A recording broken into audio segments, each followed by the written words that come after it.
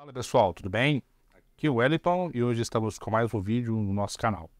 Hoje, pessoal, estarei abordando aqui a lista suspensa dentro do Excel, tá? Ele está mostrando como, alguns jeitos aí de estar criando uma lista suspensa dentro do Excel, tá? A lista suspensa ela é bastante utilizada aí quando se busca uma padronização e também uma diminuição de erros, né? Dentro aí de uma tabela, tá?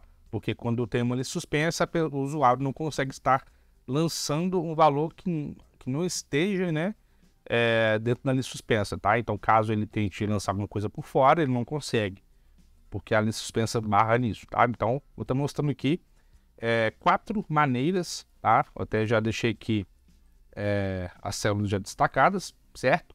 De estar criando uma lista suspensa. Vai ser do método mais antigo, né, mais manual, até um método mais rápido aí, na minha opinião, beleza? Vamos começar aqui, eu vou deixar selecionado, tá? Na célula correta.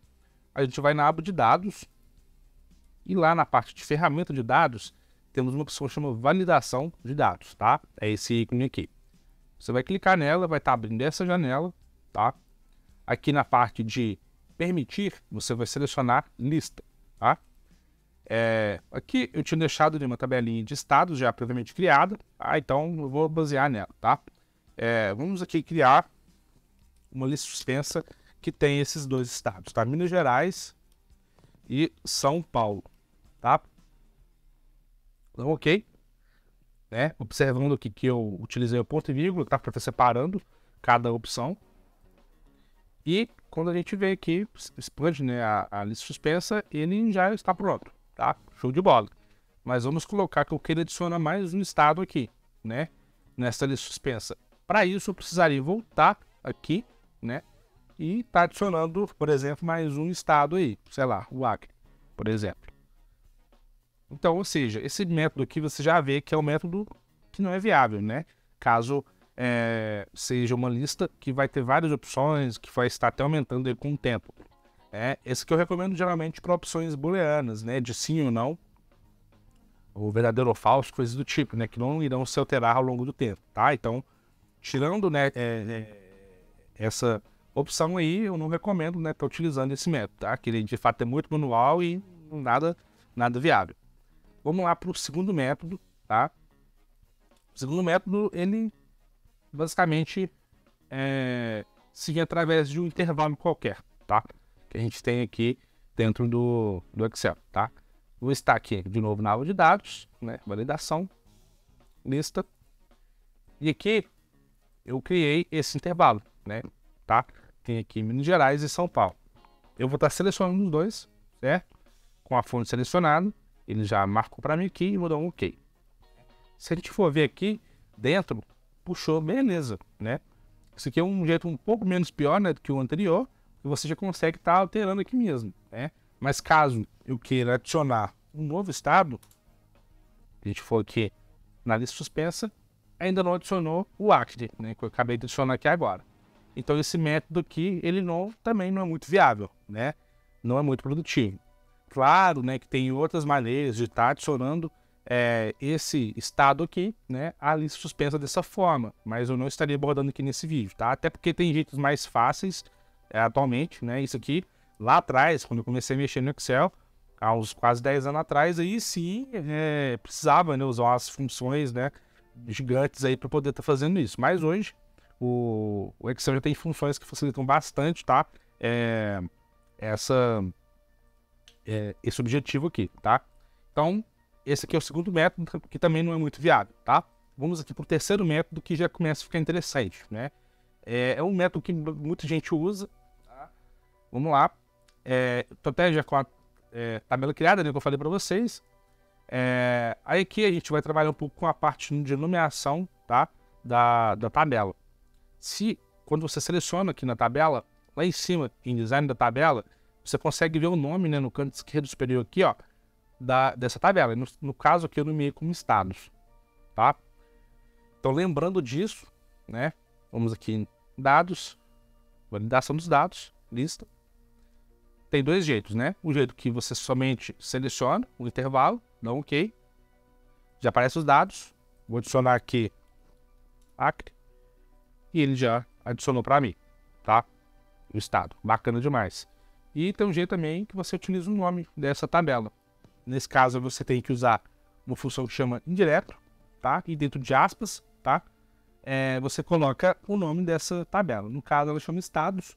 Nesse caso, tem uma coluna apenas. Eu vou colocando apenas o nome da tabela, já daria certo. Mas eu sempre gosto de estar colocando também a coluna, tá? Então, nesse caso, eu abro colchetes e coloco também estados, porque a nossa coluna ali também chama estados, tá? É o mesmo nome da tabela. Fecho colchetes, fecho as aspas e fecho o parênteses, dou um OK, né? Ele também puxa do mesmo jeito, tá? Então, selecionando aqui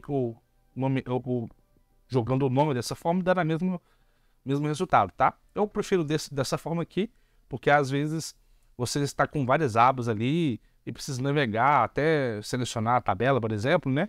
E dessa forma aqui é mais prático. Você já lembra o nome, né, da tabela e já joga aqui direto, certo? Então, beleza. Aqui, né, já vimos os 3 jeitos. Agora vamos olhar o jeito mais rápido aí, tá? Só que depende do cenário, tá? Então, dependendo do cenário, essa terceira opção vai ser mais viável, né?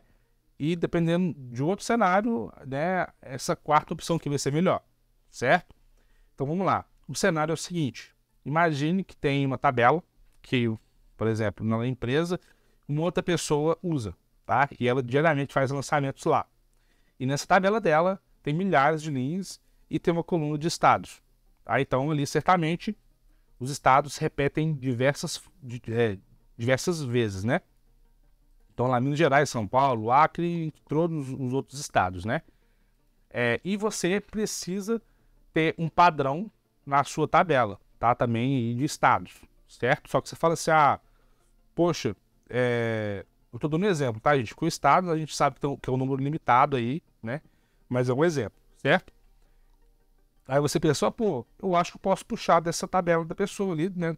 Da pessoa para poder estar utilizando na minha tabela. Então, conforme ela adicione os estados lá, né? Eu consigo estar puxando aqui para mim também.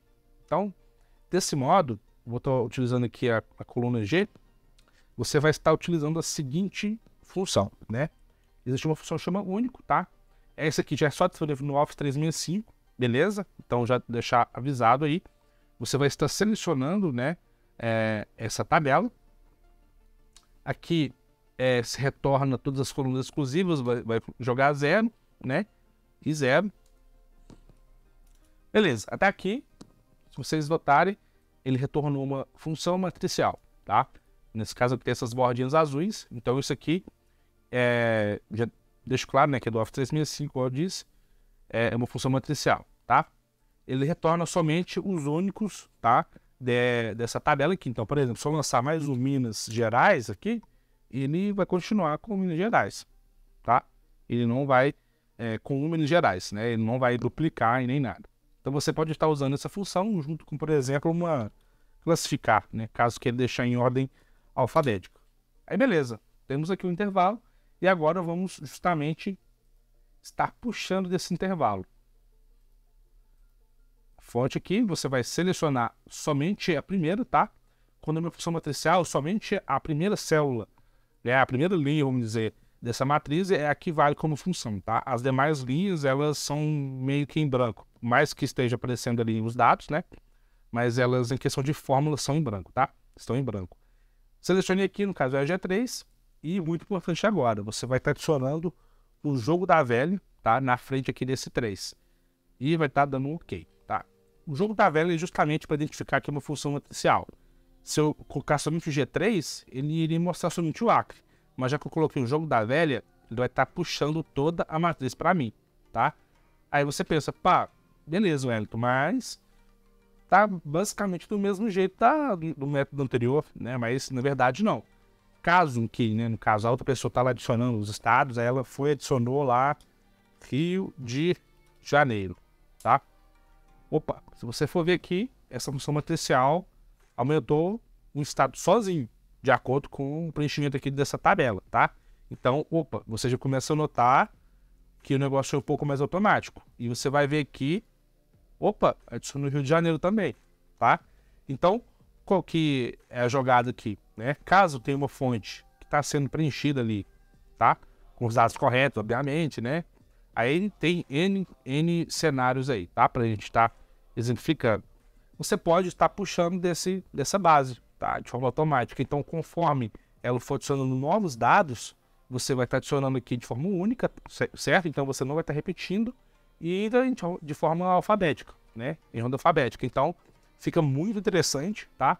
Para trabalhar dessa forma. Então, sempre que essa base que for sendo adicionada, a sua lista suspensa vai sendo acrescida automaticamente, tá? Então, essa aqui, ao meu ver, é a forma mais rápida, né? Mas de acordo aí com a situação, a terceira opção também é a mais válida, né? Dependendo do caso, certo? Mas aí, pessoal, o que você achou dessa aula, tá? Espero que tenha te ajudado aí. Não se esqueça, né, de compartilhar com um amigo ou com uma amiga que está precisando daquela força, né? Às vezes ela emperrou um pouco ali, não está sabendo concluir a lista suspensa, tá? Não esqueça de se inscrever aqui no canal, tá? Para eu estar continuando aí postando os vídeos, né? Qualquer dúvida ou sugestão de vídeo também, deixa aí nos comentários, que eu vou estar revisando aí para próximos vídeos. Beleza, pessoal? Mas é isso aí. Muito obrigado e até a próxima.